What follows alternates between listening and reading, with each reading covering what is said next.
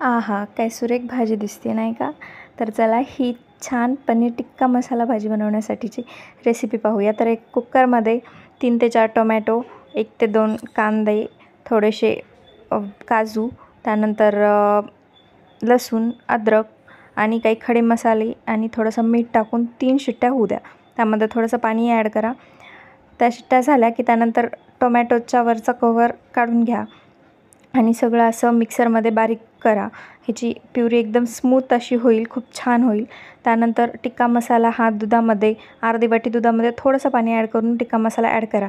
त्यानंतर पनीर हे deep fry करा किंवा तुम्ही शॅलो फ्राय पण करू शकता. त्यानंतर ते पाण्यामध्ये ॲड करा. पाण्यामध्ये थोडंसं पनीर डीप झालं की ते अगदी मऊसूद होतं. त्यानंतर ते बाहेर काढून घ्या. त्यानंतर कढईमध्ये तेल गरम करायला ठेवलेलं आहे, त्यामध्ये टाका जिरं आणि आपली तयार झालेली प्युरी. ती प्युरी चांगली अशी तेल सुटेपर्यंत तुम्हाला 15 ते 20 मिनिटपर्यंत चांगली अशी परतून घ्यायची आहे.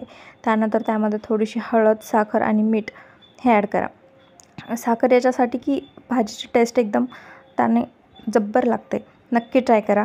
सो भाजीला ग्रेव्हीला तेल सुटलेलं आहे. त्यानंतर थोडीशी कोथिंबीर मी ॲड केलेली आहे आणि आपला जो टिक्का मसाला आपण ॲड केला होता याच्यामध्ये तो पण ॲड करून घेतलेला आहे.